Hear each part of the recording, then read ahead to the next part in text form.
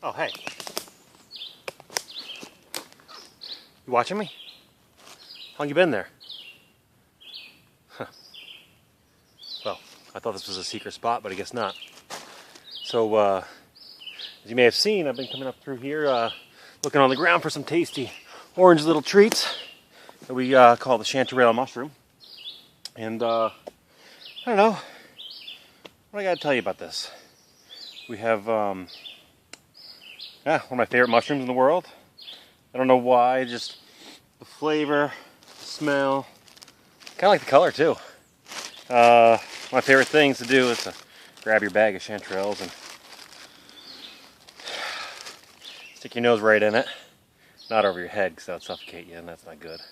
There's children watching. You don't want to do that because that could be a safety hazard. So I would say this is probably more of a PG-13 plus type video.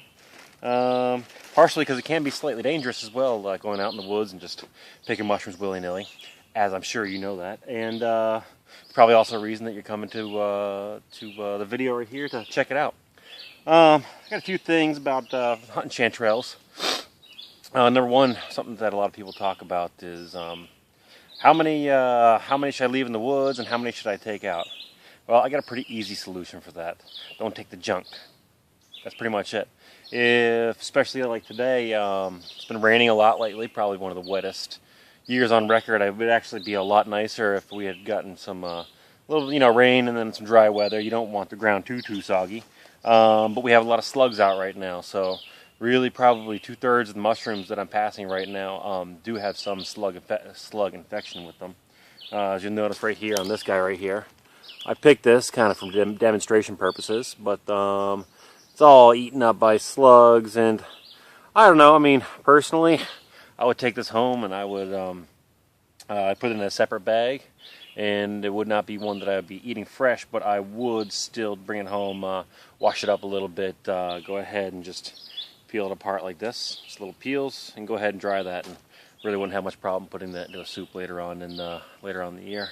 Into a soup or all those other things you can do with dry chanterelles, which is probably going to be a little bit more than the scope of this video to talk about all those things, even though I do like talking about it. If you're somebody who knows me, I like talking about things like that sometimes.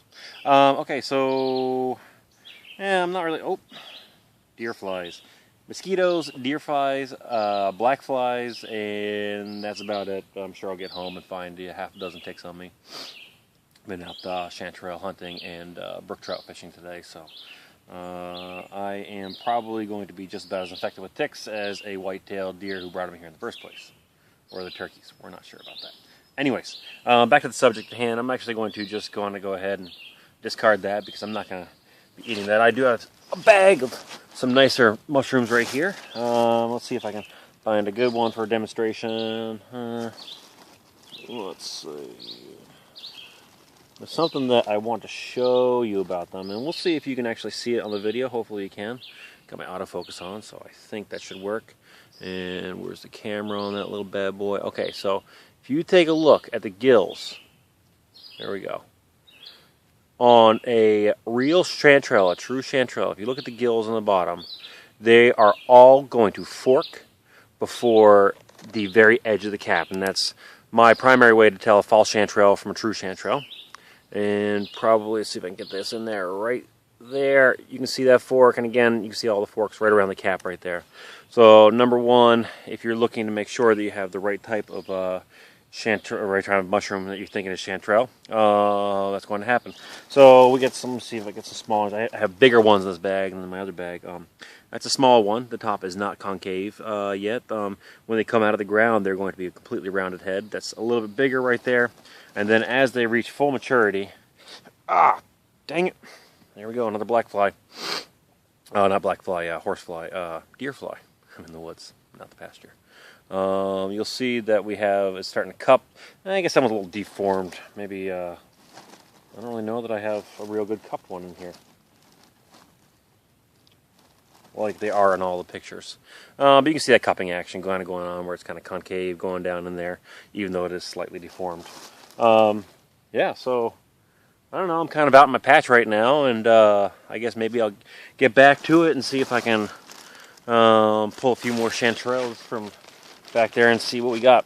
If you want to stick around and watch for a second, that'd be fine. But after that, stop following me around. I don't like it. It's creepy.